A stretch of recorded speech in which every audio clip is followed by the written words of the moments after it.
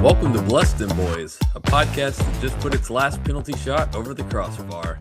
We're one Saints fan and one Cowboys fan, one fan of who dat and one fan of dat win.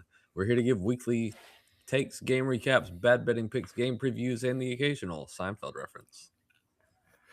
All right, this week our episode is brought to you. Our two teams are Chiefs and Saints. So our patron Chief/Saint is none other than Hall of Fame kicker Morten Andersen, nicknamed the Great Dane, widely regarded as one of the greatest kickers in NFL history. Born August 19th, 1960 in Copenhagen, Denmark. Unfortunately, I believe Denmark has been eliminated from World Cup contention at this point.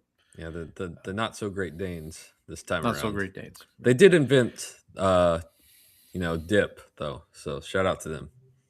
Okay. Copenhagen. Copenhagen. That's true.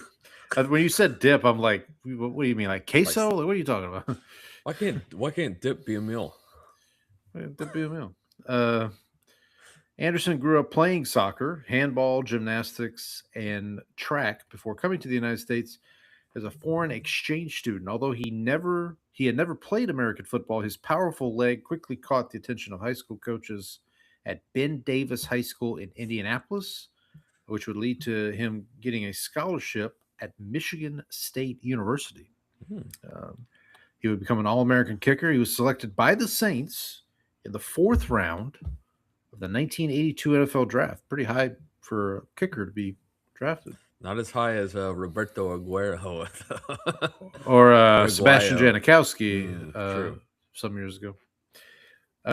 Over a remarkable 25-season career, Andersen played for the Saints, Falcons, Giants, Chiefs, and Vikings, appearing in an NFL record 382 regular season games, earning 7 Pro Bowls, 4 first-team All-Pro honors, and was named to both the 1980s and 1990s All-Decade teams.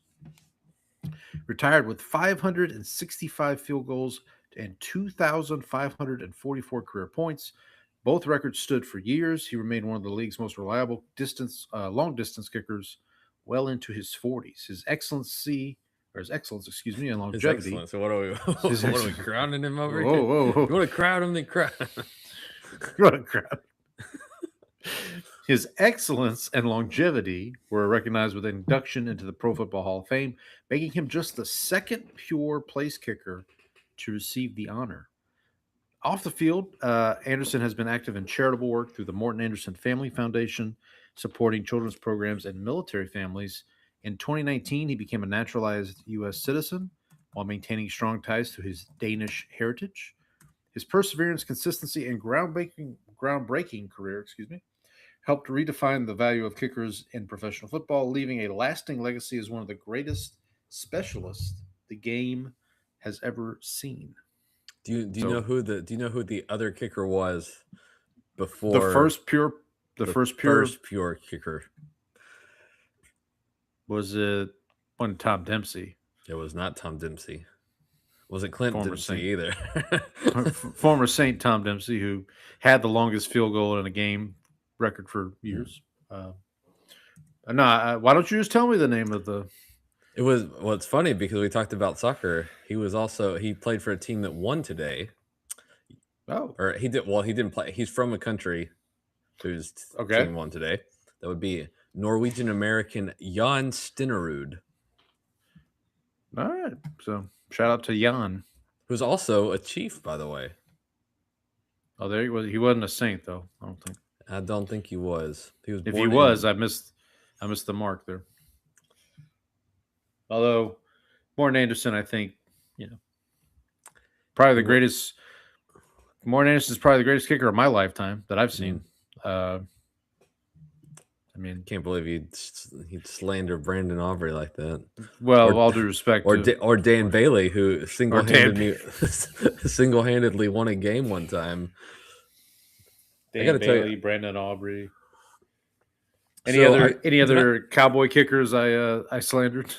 I gotta tell you about the time that Dan Bailey single-handedly won me a fantasy football game where I went in by up like a couple of points, and whoever I was playing had like Santana Moss or something, and he had like 20 points, but Dan Bailey kicked 7 field goals, and so I won. Jeez. And my friend texted me Wow. after the game. It was like MF for Dan Bailey. He was just mad. He was just like irate about that game. Dan, MF, and Bailey.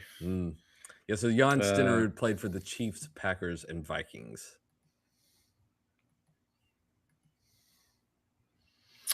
All right. Well, salute to Jan, and also salute to Morton Anderson, our patron chief / saint for the week. I am Paul, the Saints fan. I'm Brandon, the Cowboys fan. We're your host.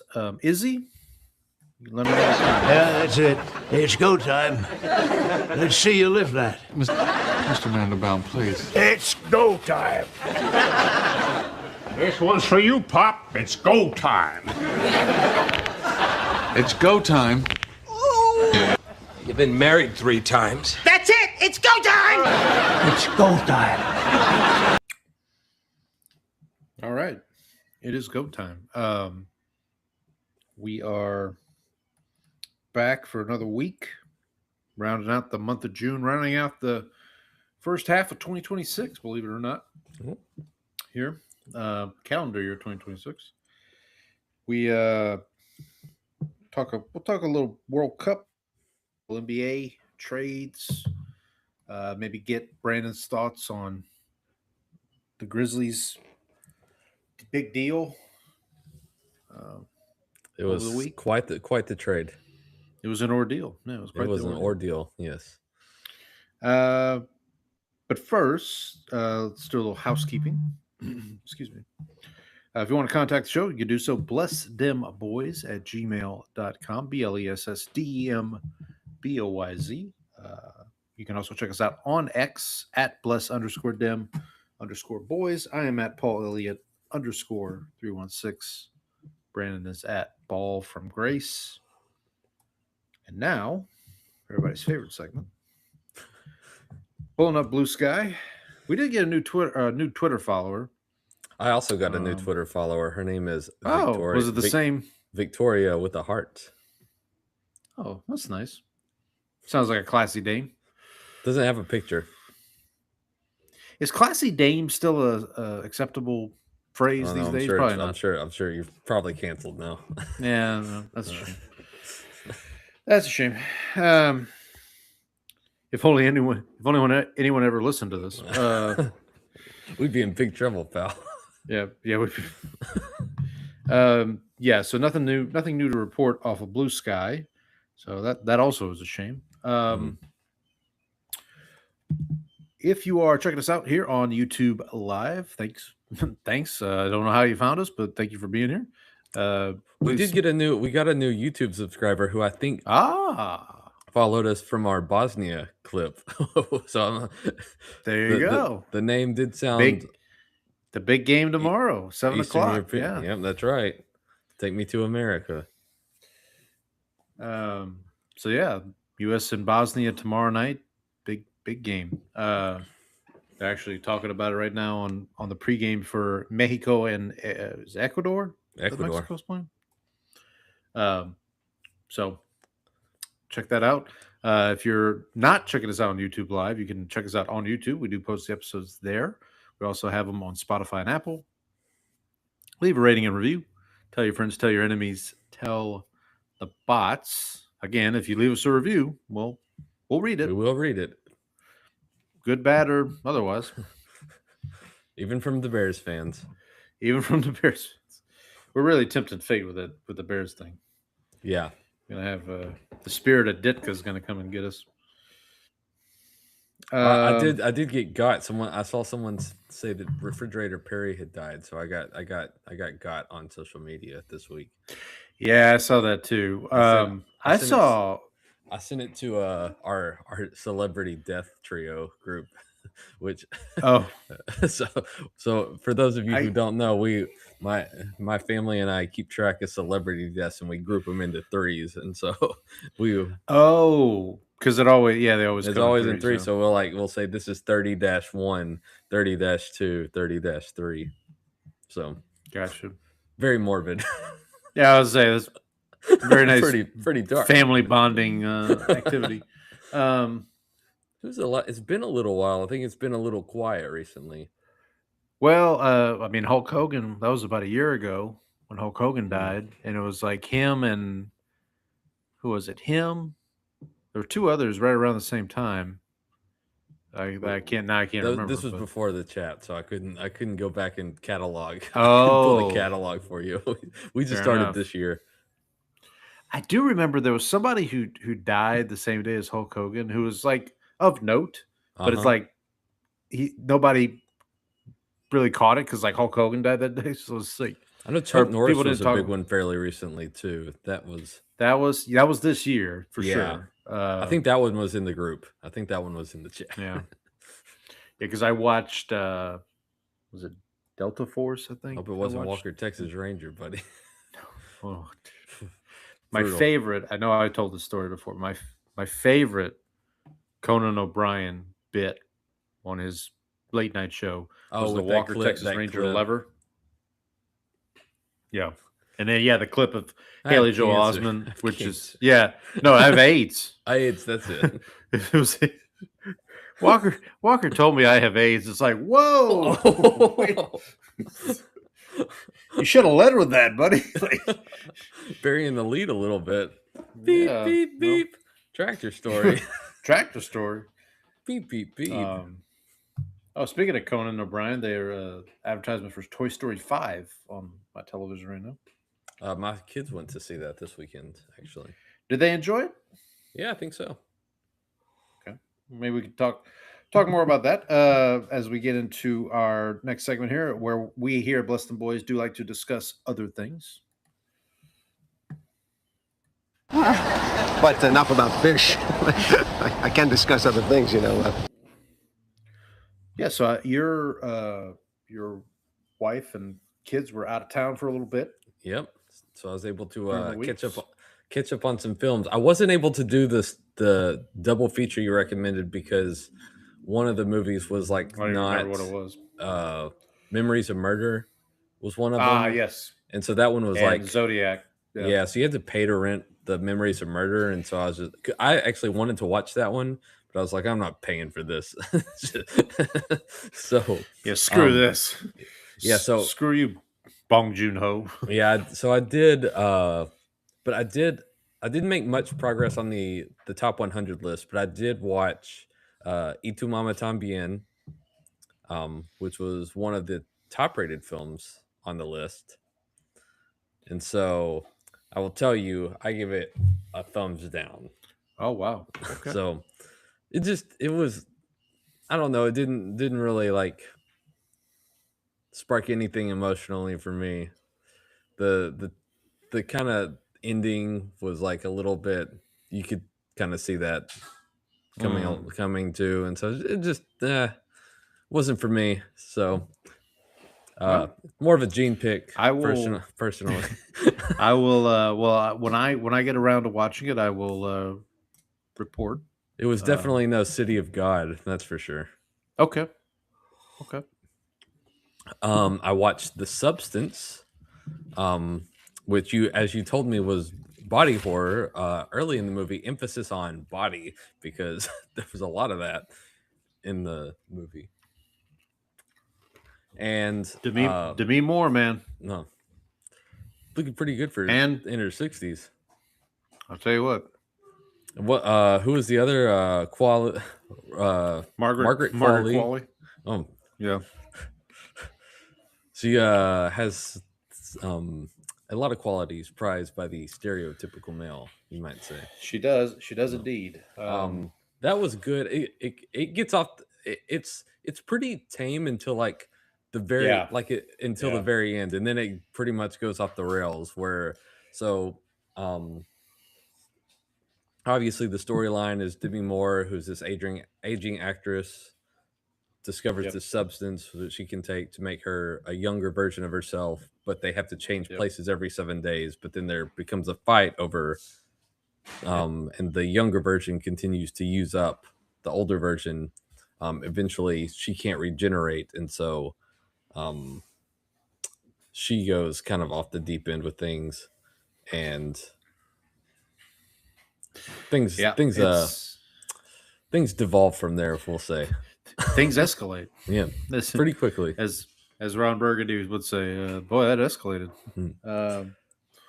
I remember enjoying it. Also, Randy Dennis Quaid, who plays the manager or like the TV. The kind of TV exec, big smarmy, who's really really good kind of sleazebag character in that movie. Demi Moore was. She got her flowers for it. She did not win. She didn't win the Oscar for it. No, she didn't. We nominated. Did not win it. I actually watched a Demi Moore film this week, G.I. Jane, which I had never seen. That one did not do particularly. Did not. No, I remember it was a big deal when they came out. I didn't see it at the time it came out because she had just done Striptease, I believe, and then she did G.I. Jane right after that, and there was like, oh, she shaved her head for this movie, and it's a Ridley Scott movie, and it's very well done. It's I just remember it won a bunch of Razzie Awards. Yeah, probably. I mean, not the last Ridley Scott movie that would be, unfortunately for Sir Ridley. It was ridiculed. Yeah, ridiculed for sure. A far cry from the heights of Alien and Blade Runner, yes, and Thelma and Louise and those kind of movies. Then I did do 2 rewatches. I rewatched The Big Lebowski, which I kind of put on while I was at work working from home on Friday. Ironically, Jeff Bridges, in the news, he had some comments over the weekend that people found very undude-like. Was what I forgot. I don't remember exactly what he was. I think he was talking about AI, maybe, or like the use of AI. And he was not completely opposed to it, and people were like, "Yeah, this doesn't abide," or something like that. Can't say anything these days. I mean, it's tough, man. My favorite performance in that movie. Well, actually, another Lebowski. So there's 2. Is Goodman and Turturro as the Jesus. Just seeing him that way is like, it's so weird after because I didn't realize it until after I'd been watching Severance, and then I see him and yeah. You flash your piece out on the lanes again. I take it and shove it up, pull the trigger until it goes click. Jesus, it's great. It's great. You said it, man. And then Buscemi, Steve Buscemi is I'm the Walrus. I'm the Walrus.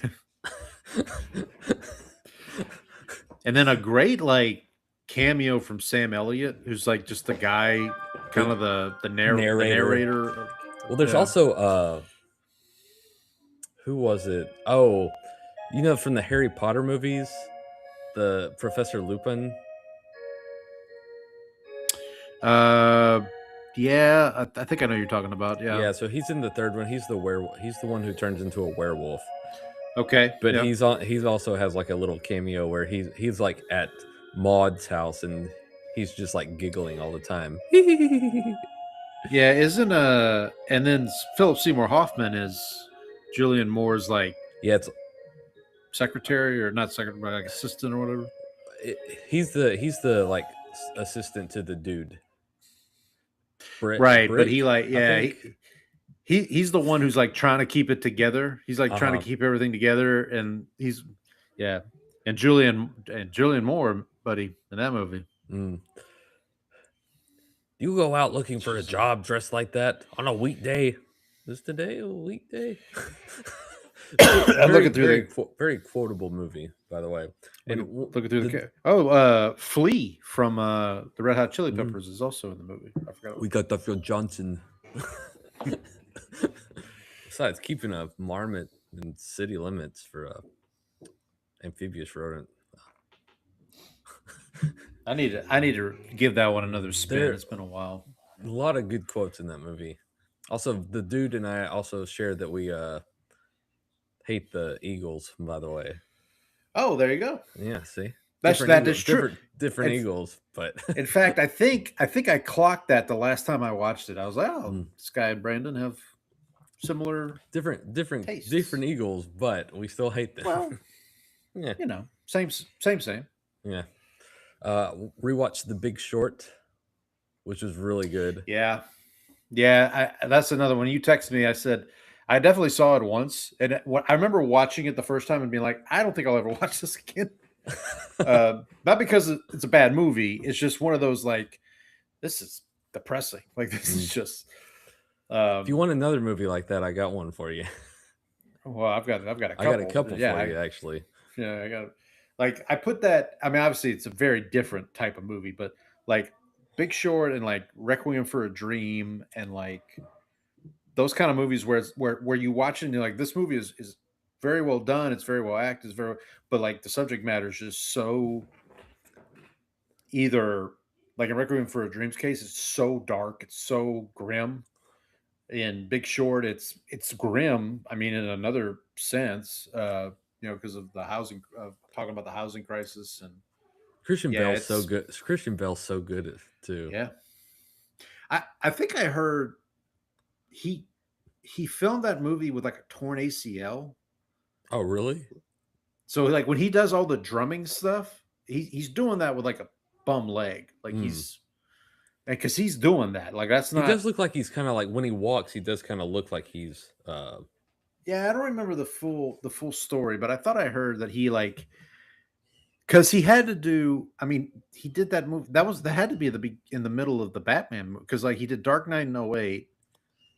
No, this would have been after Dark Knight Rises, I think. Yeah, because Dark Knight Rises was 2008, and then the housing crisis or the financial crisis happened started in 2007, 2008. Yeah, Dark Knight is 2008. Dark Knight Rises, right. I think it's like 2012,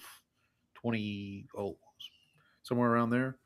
And then Big Short is like the next year. So, and then Gosling has a good performance in that. I mean, Steve Carell's in there too. Steve Carell. Brad Pitt shows up for a bit. Is The Big Short the one? Is that the one where is it Margot Robbie who explains everything? Yeah, she doesn't explain everything. They have like random people explaining different things. Like Selena Gomez is one of them too. But when Margot Robbie does it, she's like scantily clad. She's in maybe bathtub. Not even. She's in a bathtub. That's right. That's what I thought. I couldn't remember if it was that movie or Wolf of Wall Street where she. I think she's scantily clad in that one too. Well, she's in both, but I couldn't remember which movie she was explaining, like breaking the fourth wall and like explaining. Yeah, so they did that with a bunch of different. They had a bunch of different people doing that. Like they had a chef. Yeah.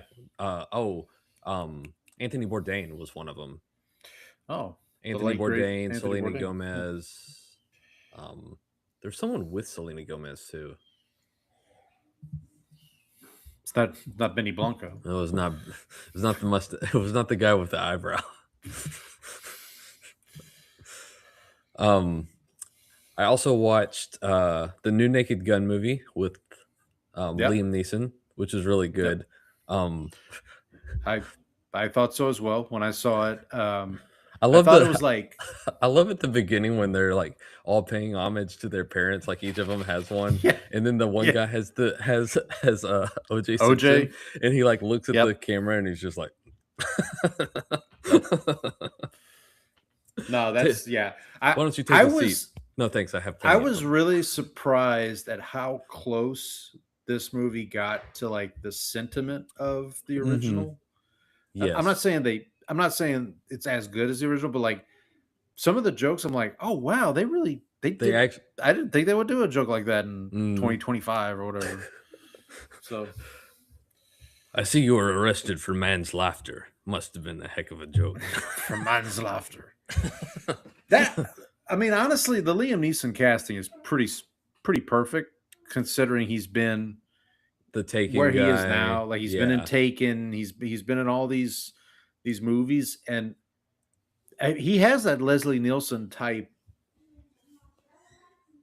posture to him. Like he Yeah. has that energy. They The way he should- delivers lines. They should do a new Airplane next. Ooh, buddy, that would be. PG rated movie, by the way. Yeah, no.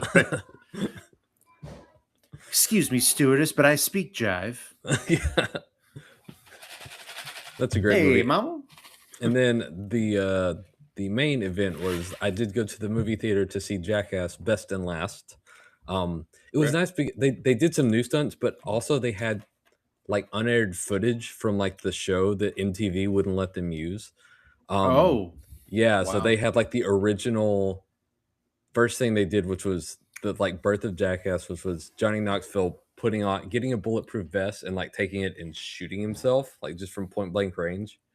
And they like filmed it and then like had to drive away because like if someone heard the gunshot, they had to like just get away. Yeah. They did one where he had a like a Rikers Island jumpsuit and handcuffs on, and he went into a hardware store and was like, "Hey, where are your hacksaws?" and was like trying to saw and so the cops got called out, and so the cops like showed up and they're like, well, what are you doing? Then what are you doing out here? And he's like, I didn't escape from jail. I just had the. She's like, well, what are you doing? He's like, we're filming, and she's like, okay, turn the camera off. So, okay, I'm gonna confessional time here. Okay. I've never seen any of the movies. I know of the show. I mean, I was a teenager when the show started, and like we would have MTV on like when I was in college, and you would hear the bow now like you know. It was like, so I am aware of everything, but like so the whole premise is that they don't call people ahead of time and say, hey, we're going to do this gag or whatever. They show up and show up, do it. And a lot of times, like, and people just like I think one time they were like jousting inside like a store or something, and like the guy was like, "What is going on here?" So like that's pretty much like the whole premise. And so like, and then they also do stuff that is like, you could die from this basically. Like, let's like get in a shopping cart and run it into like off of the like run it over stuff and like So it's Yeah, they were talking about it. I was listening to something today, and they were talking about the stunts and like what Knoxville it might have been. Oh, it was Conan O'Brien. Actually, I was listening to his podcast, and he was interviewing Eric Andre, who's got a new movie coming out, and they were talking about the jacket. And Conan said something like, he's like, those guys are crazy. Like Knoxville, and he was talking about like some of the injuries Knoxville's had. Like he actually broke his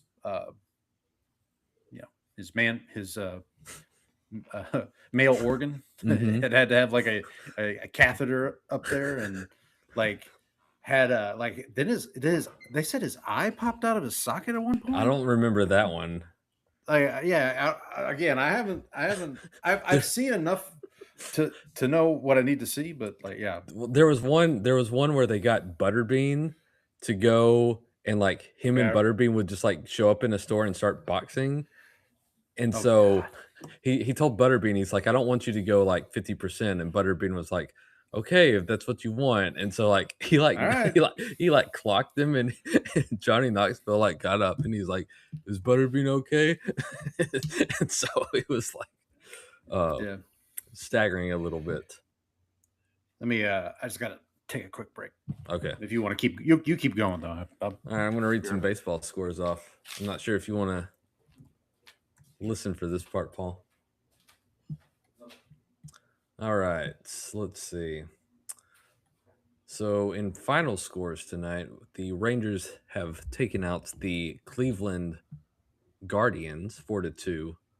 That is the Rangers, I believe, 6th win in a row. They're now in first place.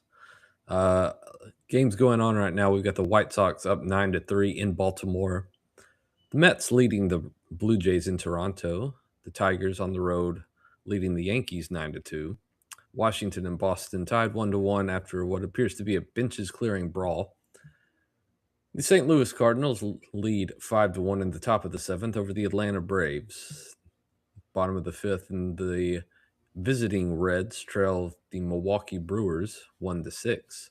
Tampa Bay in Kansas City leads 6-3 in the top of the 5th. Trang's San Diego Padres currently trailing the Chicago Cubs in Chicago and in the bottom of the 3rd. Through 3 innings, the Minnesota Twins are up 3-0 over the Houston Astros in Houston. The Miami Marlins currently lead the Colorado Rockies of our friend Danny 2-1, top of the 2nd in Colorado. Donnie. Did I say Danny? Yeah, not Danny. Huh. I mean, listen, if there's a guy, if somebody named Danny's out there who wants to be friends with us, I'm sure there is a Danny. So I don't know if you've seen this, but the Rangers have taken over first place in the terrible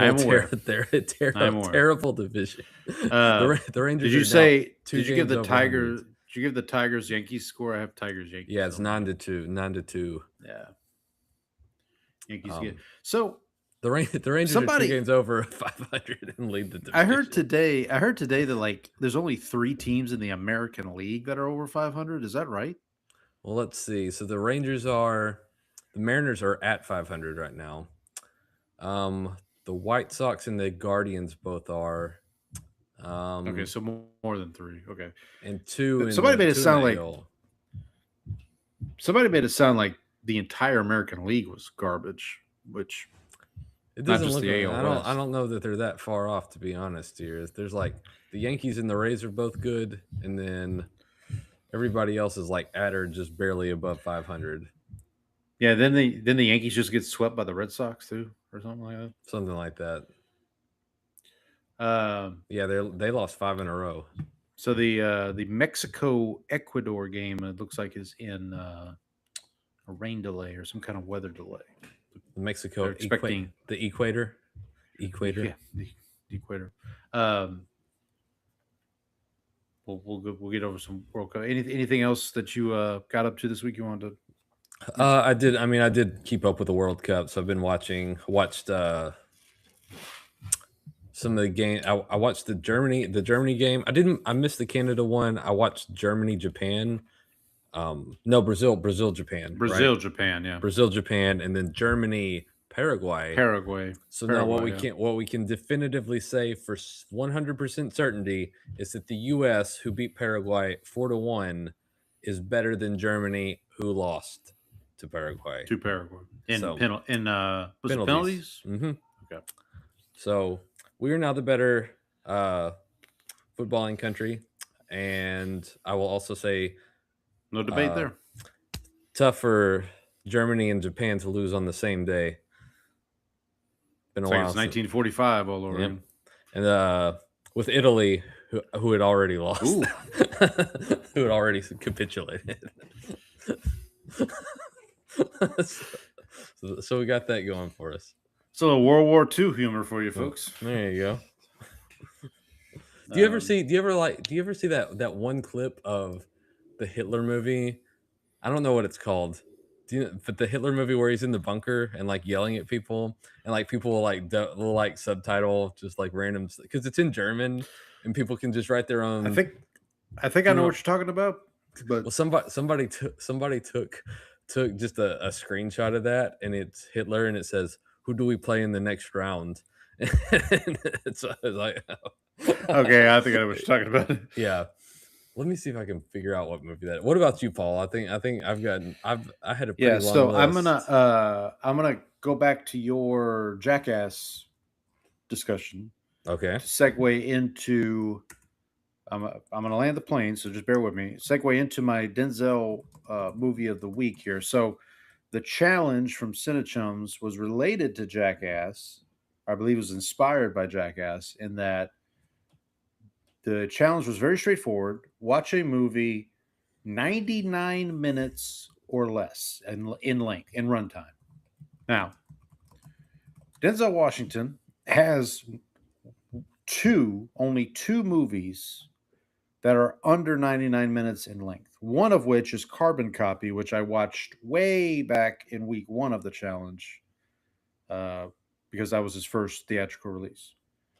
The other one, which I had not watched for this challenge, I've watched it before, but I have not watched for this challenge yet, was Unstoppable. It's a Tony Scott movie starring Denzel Washington and Chris Pine. Yeah, Chris Pine. I get him Hell or High Water. Not from Star Trek. From Star Trek. Not from Parks and Rec. Not the part. Yeah, Chris Pine. Now, full disclosure, I have not watched it for this challenge yet, but that is literally, ladies and gentlemen, that's the only movie I can watch because it is 98 minutes long, according to Letterboxd. So it counts. So that will be what I watch. I just haven't gotten around to watching it yet. So that will be, it's Unstoppable. It's a Tony Scott movie. Basically, a train is out of control, much like the bus when Kramer had I'm driving the bus. He's still making all the stops, though. And then Denzel's driving the train. So they basically have to stop it. Pretty much long and short of it. The trains can't stop. They got to stop it. That's so it's like pretty much it's kind of like Speed. Is that another? Basically, yeah. It's it's basically.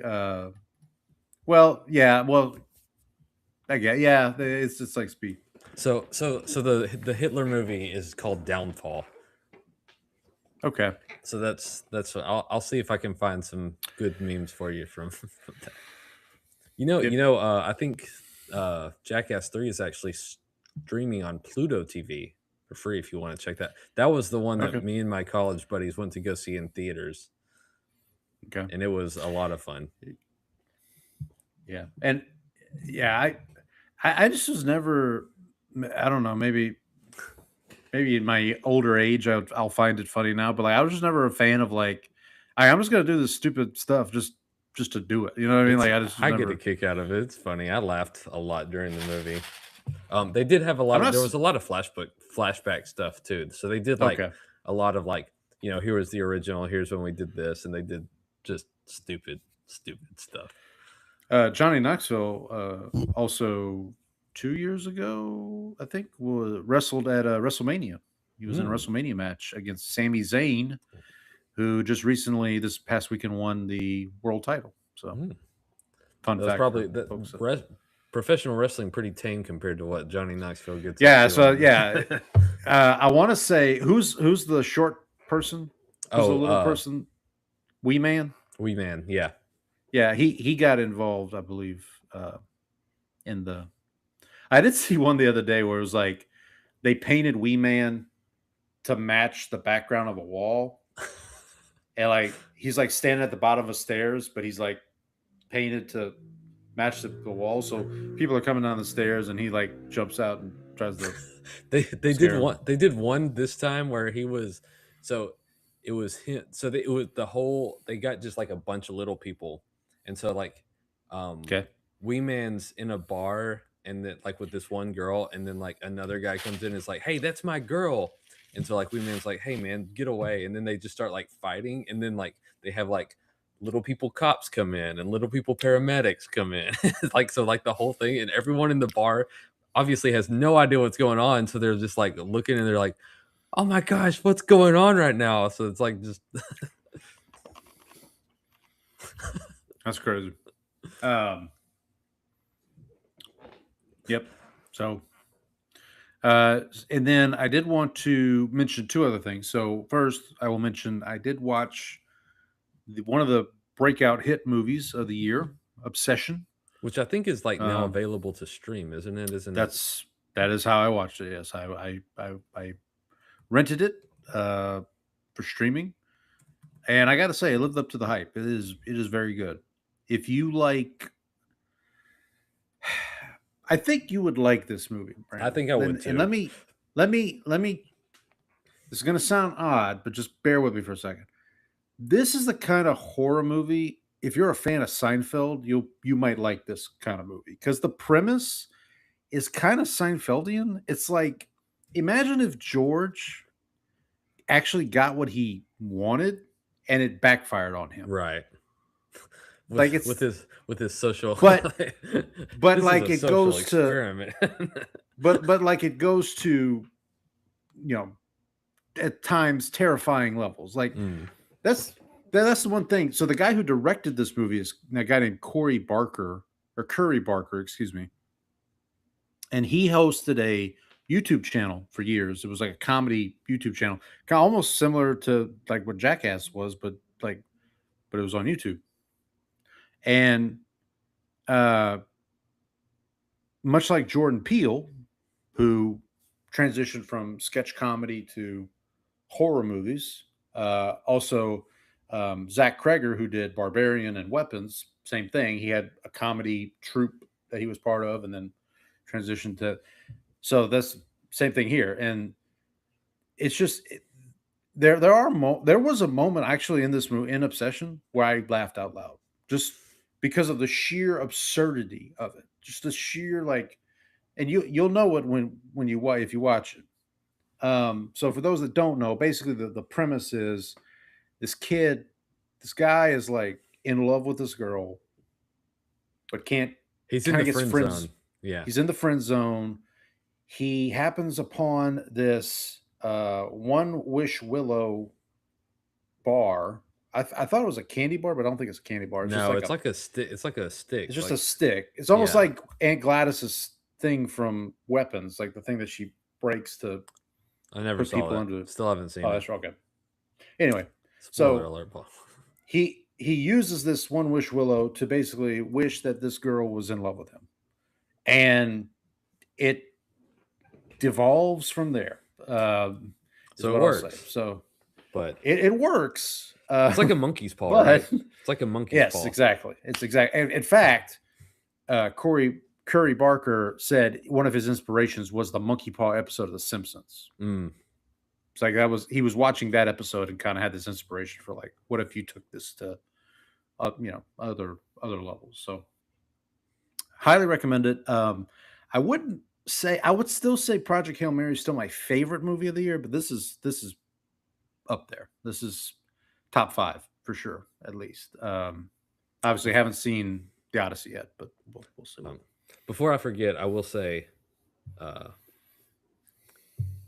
there was one preview in the movie that I was very excited about and text my wife about. Okay. It is a movie based on a video game. Okay. Ooh, I think I know what you're talking about. Which one? Zach Kreger, right? I don't know. Well, okay. You tell me the movie, and Well, what was your guess? My guess was going to be Resident Evil. No, that's not it. Because that's Zach Kreger. He's making the Resident Evil movie. Street Fighter. Oh yeah, I forgot that's coming out. Yeah. Yeah, so that looked good. I like those movies back in the day, because they had the Mortal Kombat movies, and then they also had a Street Fighter. One of the stars of Naked Gun, Cody Rhodes, also WWE wrestler. He's in Street Fighter playing Guile, I think. Yes. Yes. With the hair. With the hair. Yeah. Yeah, with the hair. Yeah, with the. Yes, I did want to bring that up because that was like the one preview that I was kind of actually excited about. Okay, well that's good. No, but I will mention the new Resident Evil movie is directed by Barbarian and Weapons director Zach Kreger. Oh, and I saw a trailer for it a couple months. I think it's coming out in September, and it's different from the Mila Jovovich movies from back in like the early 2000s. This movie is more like, what if you, a normal person, were dropped into a Resident Evil style situation? Like you were trying to figure it out, like you would try to figure out the game. And like there's one point in the trailer where the guy like goes to shoot something and he just straight up misses because he's never shot a gun before. Right. It's like, so it You know, this has so- it has Zach Cherry in it. Yeah, from Severance. Yeah, Yeah. I forgot about that. No. So that's why when you said video game, that's where I thought my head went to. Sorry, we're on the wrong wavelength here. Okay. I did also want to mention this past Sunday, so as we're recording this on the 30th of June, so June 28th, there was a celebration of the 100th birthday of Mel Brooks. He turned 100 years old. So Mel Brooks has been alive for the 150th, 200, and now he'll be for the 250th birthday. Well, let's not jinx him, Paul. Mel. We still got Fair enough, 4 more fair days. Fair enough. Knock on wood over here. Someone was saying like he's closer, like because he was closer to like the death of Thomas Jefferson than he is to like present. It was some weird like one of those things like only look at that. Yeah, steady as a rock. Right. This I is my shoot gun with this cannon. Yeah, I shoot with this thing. There's a lot of parts of that movie you can't say anymore. That's a No, movie that you couldn't cannot. be. That's you couldn't be. So- you're not making a Blazing Saddles. No. I remember watching that for the first time in college, and that was like early 2000s. I'm like, they can't make this movie now. Why, This is like- why don't you sing one of those work songs?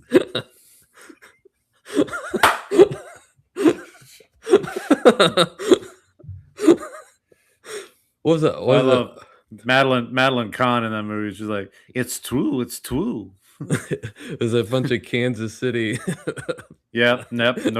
Can't Nope. can't do that. Oh. So what I wanted to do, so Mel Brooks directed 11 movies. I have now seen all 11, so I'll give you my quick Mel Brooks rankings if you'll just bear with me. So I'll start at number 11 with a movie called Life Stinks. This is from like the early 90s. It's basically have you seen Trading Places? Yeah. Okay. With, so think is it that with Dan Aykroyd and Eddie Murphy. yes.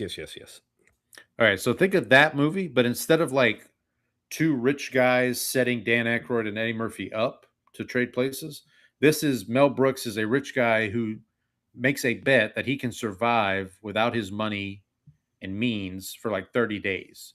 And if he wins the bet, he's going to win this like piece of real estate. Mm-hmm. And so he has to basically slum it for 30 days. And he actually meets up with Leslie Ann Warren, who the whole movie I was like, why does she look familiar?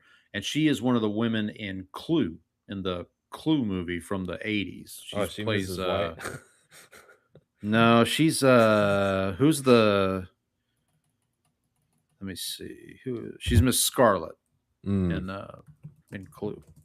So yeah, so that's number 11. Not to say it's a bad movie, it's just someone's got to be number 11. So number 10, Dracula Dead and Loving It.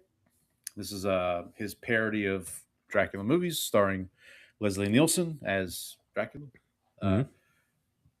Fun fact, I watched this movie before watching Bram Stoker's Dracula, and it was hard for me to take Bram Stoker's Dracula seriously because I had seen this movie first. Is that how you feel about Frankenstein? What is it? The Young Frankenstein too? Isn't that also that's also Mel Brooks, isn't it? Yeah, I'm getting to that one. Yeah.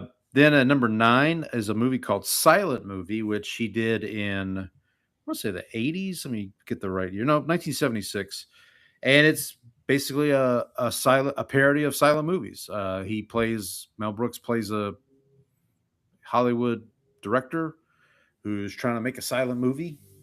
Dom DeLuise is his partner in crime. Also, Marty Feldman, who's also in Young Frankenstein, we'll talk about in a minute. So that's number 9. Number 8 is High Anxiety.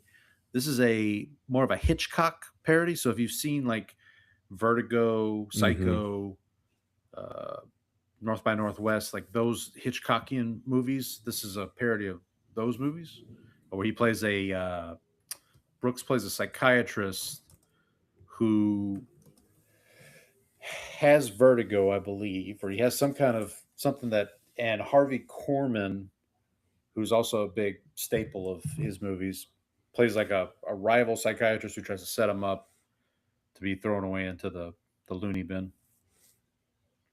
Number 7, History of the World Part 1. This is one of my favorites for a long time. I mean, he's the stand-up philosopher bit, not Richard Pryor, who's oh gosh, why am I drawing a blank on his name? The tap dancer. Fred Astaire? No, Gregory Hines. That's who. Gregory Hines is in this one. Yeah, just kind of an episodic journey through different parts of history. And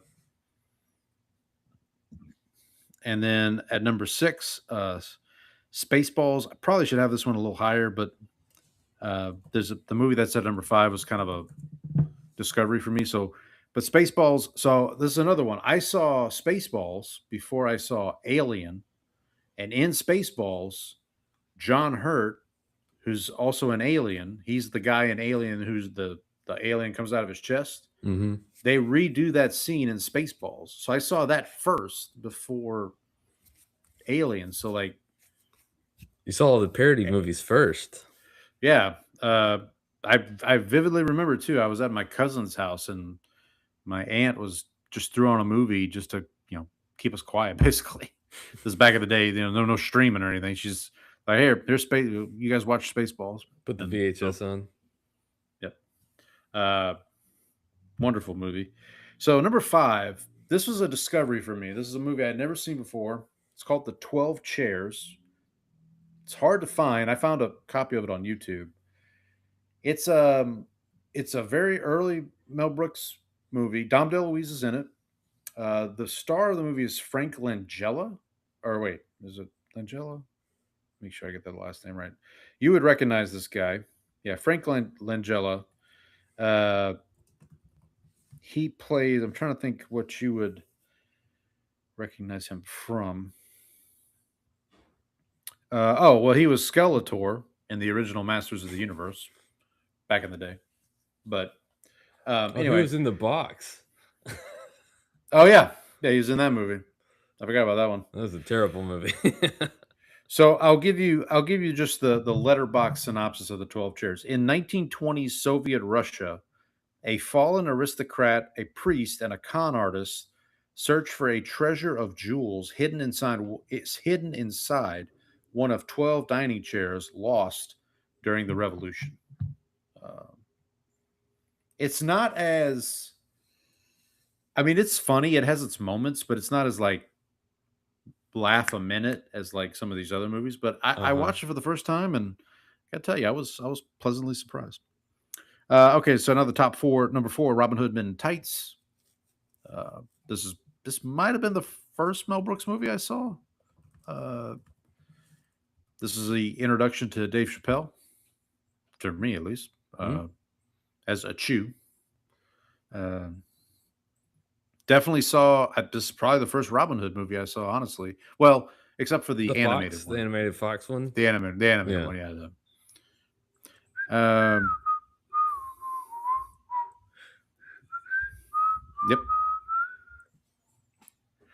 Yep. Number 3, The Producers. This is obviously the original movie that would then spawn a Broadway musical that would then spawn another movie with Matthew Broderick. Will Ferrell. This is the Springtime for Hitler. Springtime for Hitler. This stars Gene Wilder and Zero Mostel as 2 would-be Broadway producers who basically theorized that you could make more money with a Broadway flop than you could with a hit. So they try to produce the what they think is the worst Broadway play of all time. Then it turns out to be a huge hit. I will recommend too, if you're interested, if you've never seen Curb Your Enthusiasm, season 3 of Curb Your Enthusiasm. I think it's season 3. Is it season 3? It's season 3 or 4. I can't remember. But there's a season-long arc in one of the seasons where Larry gets cast in The Producers on Broadway. And it turns out the whole thing is Mel Brooks is trying to get The Producers off of Broadway. So he purposely casts Larry David as, I think it's Zero Mostel's role. So it's like a joke within a joke, kind of. It's a joke within a joke. Yeah, it's Very very meta. clever, very meta. And like he ends up co-starring, I think, with David Schwimmer from Friends, of Friends fame. And this is like right after Friends has been over by this point for a while. So there's that. And then my top two. Number 2 for me, Blazing Saddles, we just mentioned. And then number 1, Young Frankenstein. So I mean, if some you can't, It's go wrong right. with either Her one. name was Abby something. Abby Normal. Did you just tell me you got me an abnormal brain? Walk this way. By the way, so my dad, when we would like were Yeah, go kids, he would always say, either walk this way. He's like, no, this way. Like he would always use that joke. Like, yeah, and Marty, for people who don't know, Marty Feldman is Igor, the guy who plays Igor. yes, not Igor. And he's not Igor. By the way, for those who have not seen The Bride, the Christian Bale, Jessica Buckley movie from this year, where Christian Bale plays Frankenstein's monster and Jesse Buckley, who just won the Oscar for Hamnet, plays the Bride of Frankenstein. There is a direct homage to Young Frankenstein where they're dancing at this club at one point to Putting on the Ritz. And it's like, wait a minute, this is really? Like, we're Was that doing movie this? any good? I heard it wasn't very good. Sour. It's I mean, it's not great, but it's got, so basically what they tried to do is take the story of the Bride of Frankenstein and turn it into like Bonnie and Clyde, where you have Bride of Frankenstein and Frankenstein's monster are like Bonnie and Clyde, and yeah, It didn't get very good Rotten Tomatoes score. I'll tell you that much. it's clunk. It's a little clunky, but there's some. It has its moments. A lot of people thought that might lose Jessie Buckley the Oscar, honestly, but people were worried about that because It doesn't make any sense. Like, because it's not supposed to be for. Well, it's not for your I like, mean, whole performance. It's not for I your didn't whole realize. part. I didn't know this until recently, but apparently in 2006 or 7, when Dreamgirls was nominated and Eddie Murphy was nominated for Best Supporting Actor, and everybody thought he was going to win the Oscar for that because he's very good in Dreamgirls. If you've never seen Dreamgirls, but I thought he's going to get his Oscar. Right before the ceremony, this movie Norbit comes out, which is like a typical Eddie Murphy, like he plays all the characters. Nutty comedy Professor farce. kind of thing. Yeah, and people were saying that movie was so bad it lost Eddie Murphy the Oscar, and it's like, Well, that doesn't So- make any sense. it doesn't. I'm not saying it does. It just that's what they say. So That show Mel Brooks, we salute you. Hold on for Happy 4 more 100. days. Happy 100 to him. Do you know that Thomas Jefferson like died like right on the 50th anniversary of the Declaration of Independence? Oh, I did not know that. Was it Thomas Jefferson? I think there were like 2 of them that.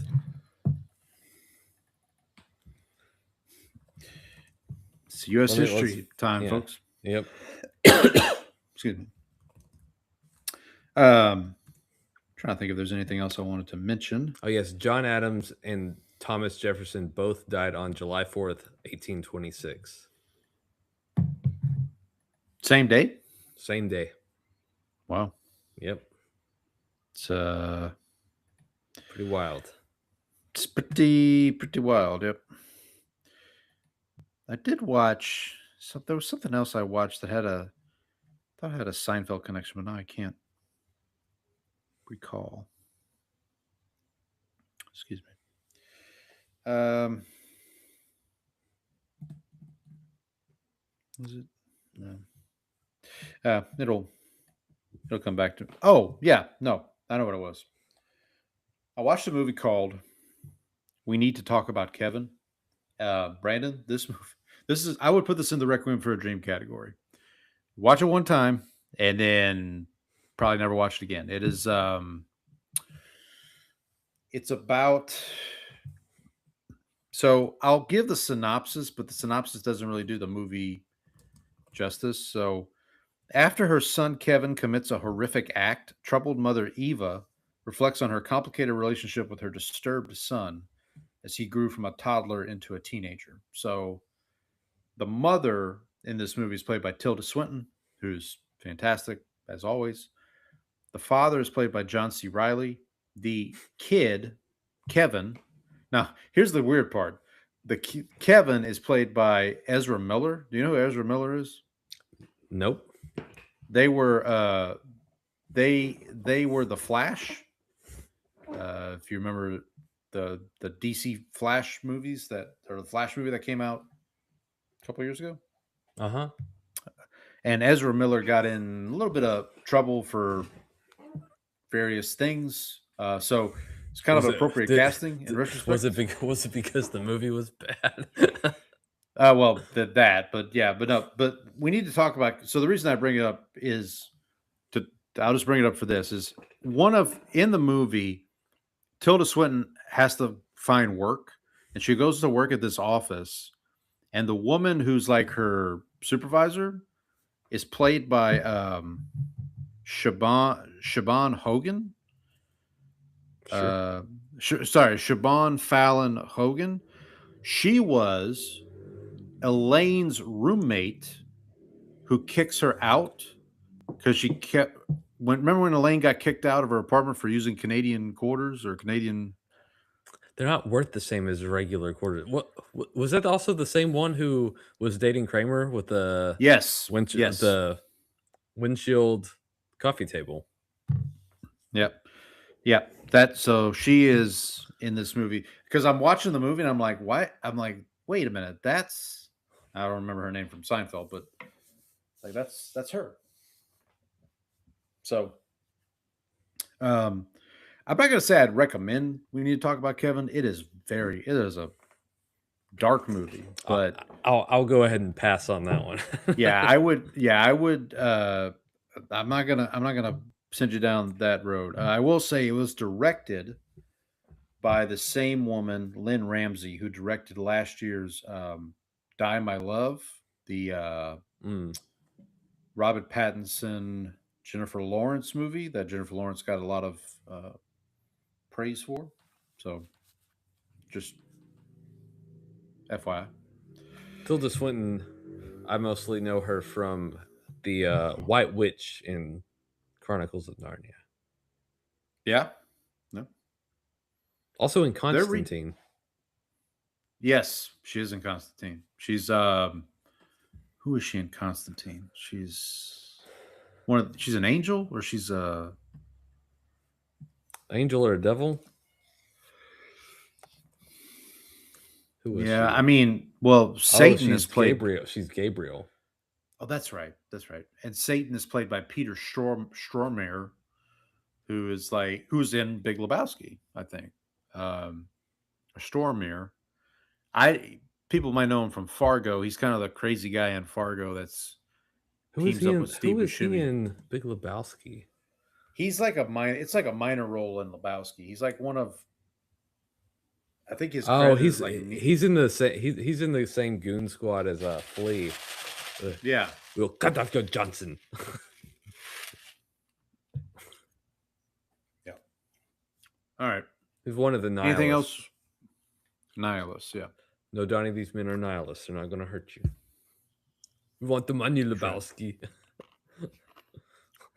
All right. One of my favorite parts of that is when the car gets stolen and he calls the cops and is like, yeah, I have my briefcase in there. It's like, what's in the briefcase? My papers, my work papers. He's like, what do you do, Mr. Lebowski?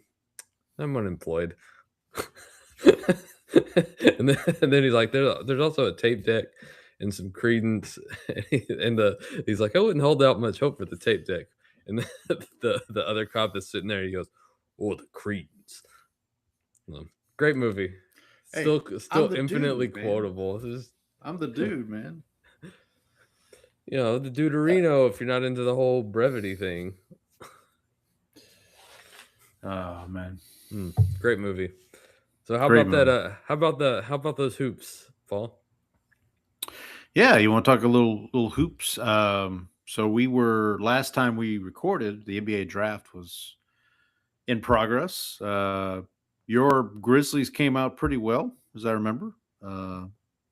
They did. They got Cam Boozer. Cameron Boozer, and then they drafted the kid from Iowa that ended up getting traded to Oklahoma City. They traded a couple. Or- They traded two different guys because they traded one to Oklahoma City and then they traded another one to Detroit. I think the Iowa kid got traded to Detroit. if I'm Yeah, and not then they drafted mistaken. they drafted the kid from Mexico who Oh, was I think the first Mexican to be drafted in the first round. Now, not the first okay. Mexican to play, because as we talked about last show, there was Eduardo Nahra, who played Eduardo for the Nahra. Mavericks. is Jose Alvarado? Is he from I don't think No. so. Grand Theft Alvarado? No, he's not. Where is Jose Alvarado? It says American basketball player here, so Oh, well, there you go. let me My see. apologies to Jose. We're talking about Jose Alvarado, right? Yeah. It just says American. Okay. Well, perhaps. I You're guess I'm trying to- wrong. You're trying to deny his birthright citizenship over here. Oh boy! Whoa, Here we whoa. go. Nope. Oh, Nope. up. Stop the show. There was show. but they also drafted a guy whose great grandfather invented tater tots. Tater tots. Right. That's right. and they traded for beef stew, so they got Yep. booze, they got tater tots, and they got beef stew, so you got a whole meal. Yeah. Yep. Got a real Algonquin round table. Algonquin round table over there. Can't say Algonquin apparently. Jose Algonquirado. Yeah, there you go. Yep. So as we speak here on June 30th, free agency for the NBA officially kicks off tomorrow, July 1st, I believe. Although we're kind of like with the NFL, you get reports of this guy's going to sign with this team, and I think the big story right now is what LeBron's going to do. Where do you think? Do you think he ends up in Golden State? I don't. I mean, That's- Golden State would be fun, I guess, because it would Disgusting is what it'd be. I can't. maybe he comes to the Mavericks. He wants to play with Cooper Flag and Raise the white flag. raise the white flag. Could go I back mean, to Cleveland. You go back to Cleveland. Could go back to Miami. They now have Giannis. Yeah, they got Giannis. Boy, that would be some- there would be some no shooting on that team. Let me tell you. Yeah, I mean, Cleveland would be. I guess Cleveland would be fun. Him and Donovan Mitchell and. What about I feel like that's kind of it. Those are the teams I've heard. So he is definitely not going back to the Lakers, right? He said I'm not resigning here. So like that is all right. and the Lakers posted like a thank you LeBron kind of thing too. Okay, that's what I thought. Okay, I did see something else where like Golden State potentially was going to try to get LeBron and Anthony Davis, maybe. But I heard it seemed like the Wizards were not open to trading Anthony Davis, which I mean, more power to What you. if LeBron just went to DC, played with the Wizards? Oh, there we go. I like this idea. I like this idea. With the number 1 draft pick, AJ, you told me how to pronounce it last week. The Bansta. The Bansta. How do we How do you think It's Train like feels? Costanza, I guess. There you go. If that works for you, If that works for you. like the Batman villain. Yeah, right. Like Batman.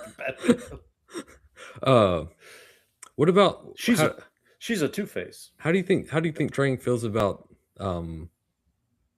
the tree hugger Yeah, so I saw heading out of the this today. FBI's jurisdiction, as I understand it. Is it just me? Am I crazy, or did the Clippers get kind of a haul for Kawhi Leonard? I think they actually did. I didn't see the. I saw some like estimates, but I don't remember seeing the final. Hang on. I feel like they got because they got.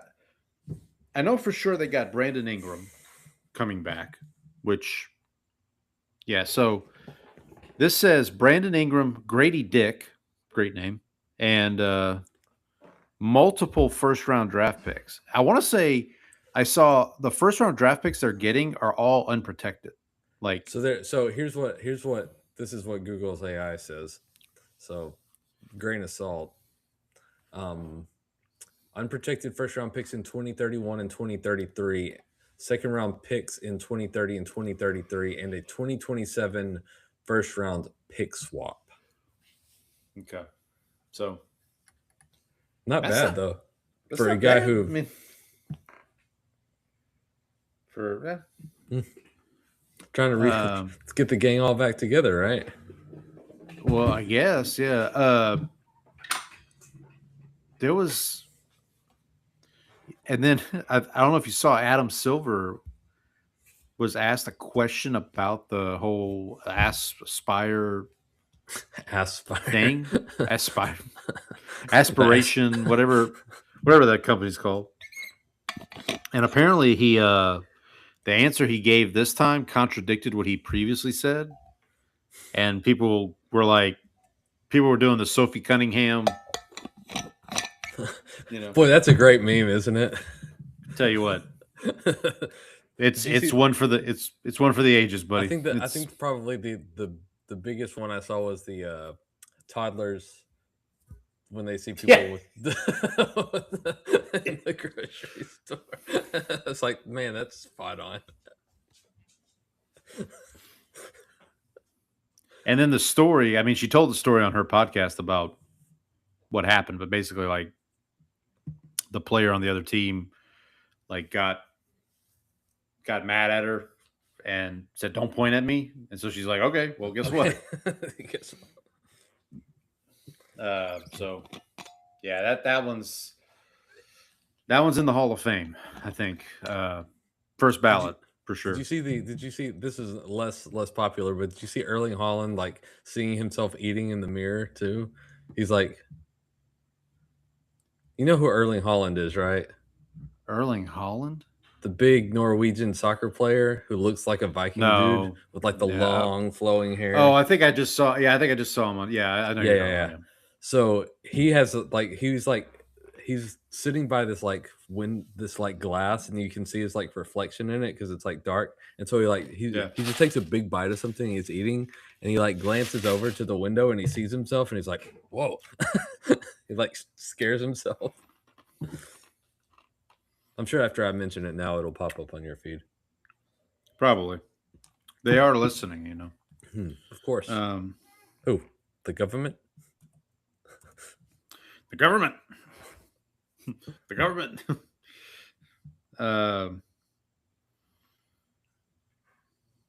What does he say? Potato salad. Yeah. So, yeah. And then did the Grizzlies make a yeah, they made the big trade for John Morant to Portland. Didn't see that one coming. I don't know how. Have you seen the Blazers roster construction? Because it's like, well, there was talk today that they were going to go after Jaylen Brown now too. That seems like a great idea. Yeah, sure. You know, you can only use one basketball when you play, right? Like Damian Lillard and John Morant on the same court on the court at the same time. That's going to work out for everybody. So who did they draft? Who was their first round pick? Wow, you're asking the wrong person. Didn't they have a top 5 pick, or am I misremembering? I think they did, but I don't remember who they drafted. So would you like to know how the Rangers took the lead in the their game against the Guardians tonight? Would love to know. So they had a runner on second base with 1 out. Okay. All right. And their batter hits a pop fly up into left field. The Guardians left fielder catches the ball and then turns and throws it into the stands. And so the Rangers got just because the inning wasn't over. He thought the inning was over. Yeah. Yep. The old who did that back? I remember there was a famous example of it back in the day. Of a guy like catches it, like just one motion, catches it and just like tosses it into, and then turns. And as he's turning around, I'm imagining somebody yells at him like, "Hey, idiot!" So hey, yeah, idiot! Start inning over. Not over. Start over. Start over. Yeah. Gosh, I love that show. So I know the World Cup. The knockout round's been pretty good so far. I know Sunday Canada scored the go ahead and game winning goal. It turned out in like extra time or in stoppage time. There've been a lot of stoppage time goals in this World Cup. That's the proper term for it, right? Stoppage time. Yeah. So stoppage time is the time added to the end of the halves. The extra time is when it's tied at the end of the first 2 halves. Gotcha. So extra time is more like overtime. Yeah. So this was not extra time. This was stoppage time. Yes. And then Brazil got a scare from Japan on Monday. They were down 1-0, and did you watch any of that? Did you watch any of that game? I didn't watch any of it. No. So I was watching that game and looking at it, like Japan was up 1-0, and you can tell like Japan they didn't want the ball, like they did nothing with it. They looked completely like they were just trying to run out the clock, basically playing not to lose kind of thing. Yeah, it was not good, and I didn't understand because it looked like because we watched the Netherlands game last night, and they were up for they scored in the second half, but they also looked like they just like were playing not to lose, playing back, just trying to like not make a mistake, and then ended up giving away the game in the late, also in stop, maybe on the edge of stoppage time or right before it. Yeah. And so that ended up going to penalties too. And then, as we talked about earlier, the Germans Morocco tied it up in stoppage time, and then won on penalty kicks. Yeah. So we had a 1-0 Canada over South Africa, 2-1 Brazil over Japan, and then 2 in the same day games decided by penalty kicks. Paraguay over Germany, and then, as you mentioned, Morocco over the Netherlands. And then today we had a 2-1 Norway over Ivory Coast. France looking pretty good so far. It's hard not to think that France are the pretty. I know Argentina still has Messi, but they've still got some weaknesses, and France seems like I've heard I heard someone say today, like France, Argentina is like the 2 immovable force or irresistible force, immovable object. Well, of the 2. That would be a rematch of last World Cup finals. Okay. Well, there you go. Which might have been one of the best soccer games I've ever seen played. Mexico and Ecuador look like they're about to get underway here. Tomorrow, obviously, USA, Bosnia will be the late game. USA. 7:00. Where are they playing that? That is in San Francisco. Oh, yes, of course. Yeah, the Golden Gate. Yeah, of course. The day will begin with England against Dr. Congo. And not to be refused with Mr. Congo. No, not Dr. Congo. And then Belgium and Senegal will play after that, and then USA, Bosnia. So the U.S. Thursday- will play the winner of that Senegal Belgium. Belgium. By the way. Okay. Thursday, Spain against Austria, Portugal against Croatia. So Ronaldo going against Croatia, who's kind of had a little. Was it be a Cinderella run for Croatia? Croatia had a really good team, kind of in the mid to late 2020s, and they still have the same players who are like now our age, and so in sports terms, very old, and so like they're kind of on they're on the wrong side of the aging curve right now for their sort of golden generation. Specifically, Luka Modric is kind of the guy who's the big name among them. So Luka Modric would be the big one, but I don't expect them to. They've made the semifinals before, I believe, and so, but I wouldn't expect them to last as long this year. All right, and then the nightcap on Thursday: Switzerland and Algeria. And then Friday, the final three group of 32 matches. Go ahead. Croatia actually reached the final against France in 2018. Oh, there you go. Oh, I vaguely remember that. Yeah, I remember. And then on Friday, so we have Australia versus Egypt, Argentina versus Cape Verde, Colombia versus Ghana. And then on July 4th, we begin the Sweet 16. So far, we've got 2 matchups confirmed. Canada.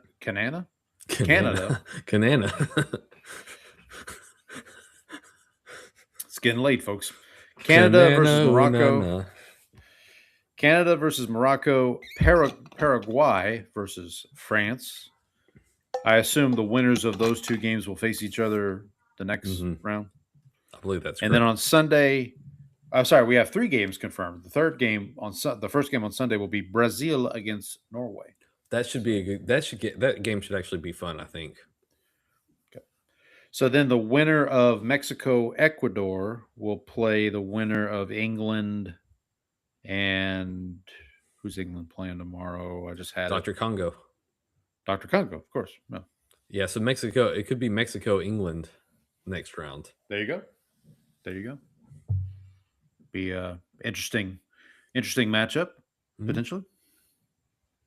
So if the U.S. wins tomorrow night, they won't play again until they'll 6th? have like a week. Yeah, they'll have like 5 days off? Almost a week. Yeah. All right. Very good. So hey, we'll keep hope alive for the U.S. Had a tough loss against Turkey. Yeah, but they also played a bunch of. They played the B team, so yeah, it was the week 17. We've made the playoffs. We're playing the second team, and they still had them to a draw. Turkey scored a last-second goal. So I'm not gonna. And Turkey did not qualify for the knockout round, correct? No. And we're calling it Turkey. We're not calling it. we're not going Turkey. So it was the U.S., Australia, and Paraguay from that correct that group. Excellent. All right. Well, buddy, I know you've got a hard out. Do we have time? Do we want to play Immaculate Grid or? Let's see if we can do. What if we did a joint? Oh, that's fun. Yeah, let's see if we can. Let's see if we can pull it up. Do our on best the score screen here. Yeah, hold on. Let me. All right. And you pick. If you want to do basketball or if you want to do. Let's do NFL today. NFL. No. I'll pull it up on my phone so I can keep track here. Sure. All right.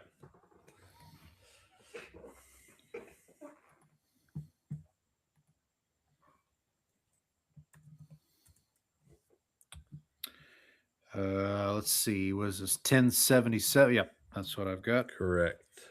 All right. So for those listening, maybe not watching, just to let you know, the rows Tampa Bay Buccaneers, Buffalo Bills, New York Giants, columns, Los Angeles Chargers, the Las Vegas Raiders, and the category 10 or more receiving touchdowns in a season.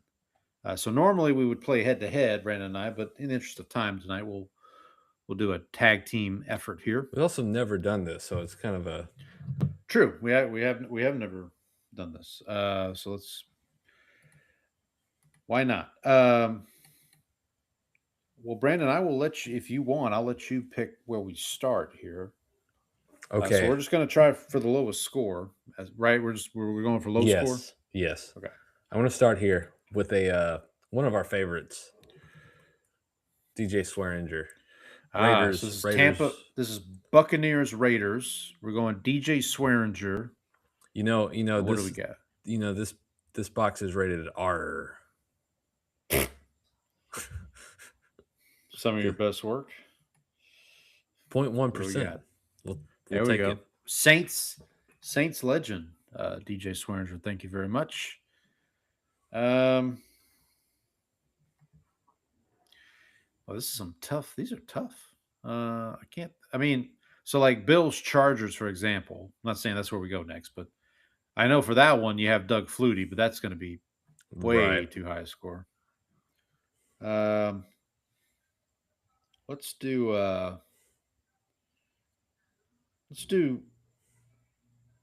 Chargers Bucks. Okay. So that top left there. Not Vincent Jackson. That's Not Vincent Jackson. Yeah, that'll be a high score there. Oh, okay. We'll go. Yeah, I knew there was one. We'll go Saints legend Lorenzo Neal. okay. Fullback Lorenzo Neal. This should be 3%. 3. Yeah, I thought it'd be lower than that. Oh well. Okay, let's go. That's a shame.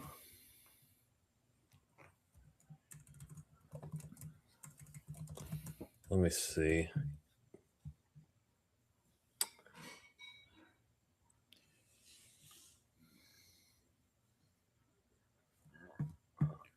So let's go Buffalo, San Diego. Los Angeles. Oh, yeah. San Diego in my heart. Of course. Steve Christie. Okay. 0.4%. What was Steve Christie? Was he a kicker? He was a kicker. Okay. You know I love the kickers. I know you are a fan of the kickers. Okay, I was looking to see. Well, actually, we could have used Saints legend Quinn Early for that one, but no need. I was checking to see if our guy, I can't remember the name. There was somebody I thought would fit that square, but he did not, and I don't remember who it was though. All right, let's move over to the right one. Let's go Raiders Bills. Okay. See if I can get us. Let's go. So we could use Saints legend Latavius Murray, but that's going to be probably too high of a score. Let's go with another Saints legend, Billy Joe Hobert. We're on Raiders Bills, right? Raiders Bills, yes. Raiders Billy Bills. Joe. Not Hobert. Hobert. Not Hobert. Not Hobert. Hobert. 0.2%. There we go. We're back, baby. We're back. All right. Where do you want to go next? Do So you want to let's save go- the 10 or more touchdowns for last? Yes. What do you think? Okay, so for Giants Chargers, there's another Eli Saints Manning? legend. Yeah. There's another Saints legend here who is also fits with my last pick. Who's another kicker? Carney? John Carney? Mm-hmm. Yeah. Who once missed an extra point that ended the Saints season. 2%. That's Oh, that's Unacceptable. I will say if you go to the page, players who played for Chargers and Giants, John Carney is one of the first 5 names that they show. He's one of the top players that they show. That's surprising. Steve Christie would have actually worked for Giants Chargers too. All right, so I guess we'll do Giants Raiders. The name that comes to mind immediately is Kerry Collins. Correct. That's going to be That would be a lot. another Saints legend. You could also go Jeff Hostetler. Ray Armstrong. Ooh, that's the ticket. Ray Armstrong, Saints legend, Cowboy legend. Also Mario Edwards. I think Ray is going to be I think so too. 0.2%. There you All go. right, this is now we're This is going to be tough. So let's start with the Bucks. Obviously, we're not going to use Mike Evans because that's probably going to be the most correct. popular pick. Ooh, is Josh Reed? Did Josh Reed have 10 or more touchdowns? No. He did not. I don't think Peerless Price did either. I think Eric Molds. So, hang on. We're looking at the Bucks, right? Bucks, okay. Yeah, we're looking at the Bucks. Josh Reed only played for the Bills. Oh, I'm sorry. Yeah, yeah. Then that's not going to work. I mean, we don't have many options, buddy. 10 or more, and I see. I mean, Joey Galloway. Want to go Joey Galloway? Did he? Yeah, he did. I mean, that's going to be better than our other options. I mean, if I'm looking at this right, the only options we have are Mike Evans, Joey Galloway, and Mike Williams, who was there nobody in that like? I'm looking at the. What about the Keyshawn? list? No, Keyshawn's best season was 8 touchdowns. Well, hang on, wait. Let me make sure. Yeah, I'm looking at this receiving touchdowns, right? Yeah. Okay, let's just go with Joey Galloway. It's probably going to still be Warwick Dunn. Never. I don't think he not had receiving. No, Not receiving. What about no. a tight end?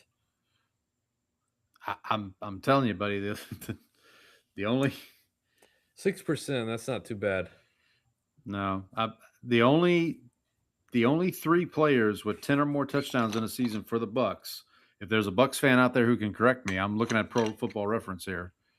Are Mike Evans, Joey Galloway, and Mike Williams. That's a pretty low. 6% for that.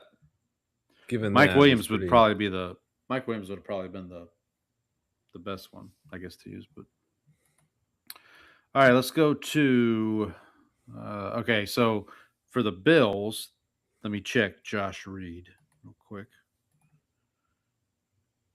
That's where, because he is a native Louisianian. Grew up not far from where I grew up. Larry Sinners did not have 10 receiving touchdowns. No, Larry Sinners is a great cheat code, though. He is. Okay, so Josh Reed unfortunately did not, but Eric Molds that you brought up does count. Is there anybody else that's like? How about Stevie Johnson? Ooh. Remember Stevie Johnson? I do remember Stevie Johnson. I don't know if he had 10 touchdowns in a season. I'm looking at it right here, buddy. He had it. He did. Okay, let's go Stevie Johnson.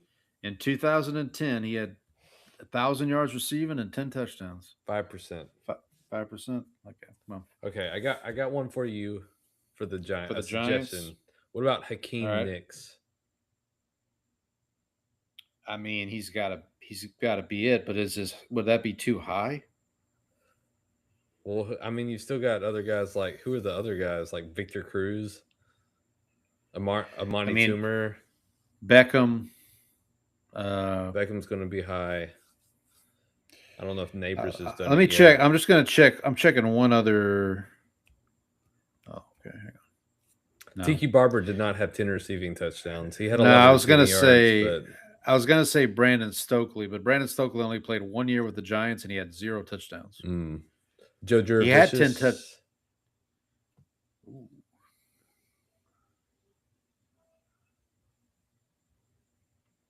Let me see here.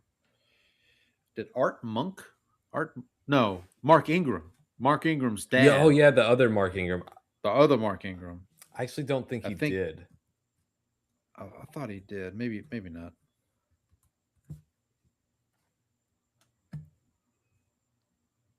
No, he didn't have 10 touchdowns in a season.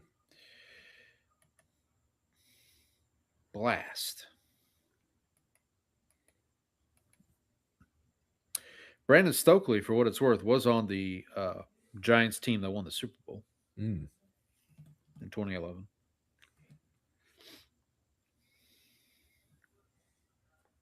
Anybody else that we're missing? I'm looking. I'm sure there's somebody like down in the Jeremy Shockey? No, probably maybe not. I don't know if he would have gotten Malik Neighbors. Seven was his highest. Malik Neighbors was going to be a high score no matter what, even if he did. What about Martellus? What about Martellus Bennett? No. So Plaxico. Oh, I feel like he'd be a high score. Yeah, we'll probably shoot ourselves in the foot with that one. Victor Cruz. Hakeem Nicks actually might be your best option. I think it might be. It's Odell. So it's Odell, Plaxico, Hakeem Nicks, Victor Cruz, and then a bunch of players that I honestly have never heard of. We're gonna go with Hakeem Nicks. Like Frank Liebel from 1945. 6%. Okay, not bad, not terrible. So let's see the highest score. Vincent Jackson, as we all knew. Yep. Warren Sapp. Yeah, of course. Yeah. Mike Evans. Well, Mike Evans, 92%. Yeah, I mean, it makes sense. So I guess we actually would have been better off with the third guy. Oh, Mike Williams. Yeah. Mike Williams. Stephon Diggs for the Bills. Marshawn Lynch, obviously. Joey Bosa. Makes sense. Oh, wow. Yeah. Tyrod Taylor. Yeah. Darren Waller for the Giants Raiders. Is he back? Surprised Kerry Collins wasn't the. I want to say once upon a time it was Kerry Collins. Didn't he get traded to like the Dolphins or something? Oh, Darren Waller did. Yeah. Yeah. But he's coming back, right? Isn't he making a comeback after? Well, I thought that's where he was making the comeback. Yeah, you might be right.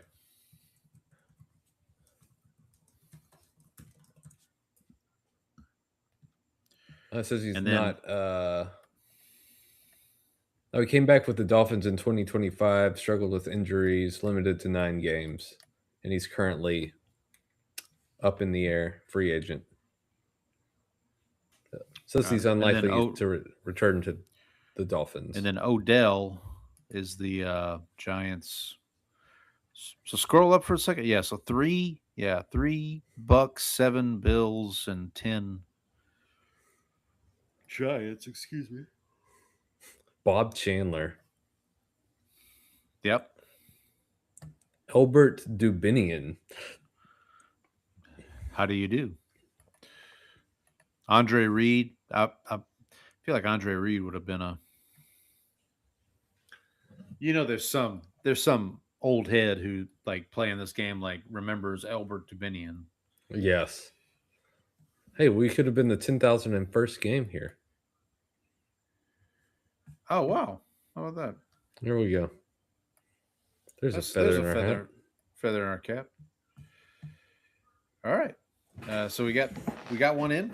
I know, Brandon, you're gonna go get some rest because you've been feeling under the weather. But we will be back next week. It'll be July. Happy 4th of July to all of our American friends. Hopefully, and we'll be celebrating multiple U.S. soccer wins. Yeah.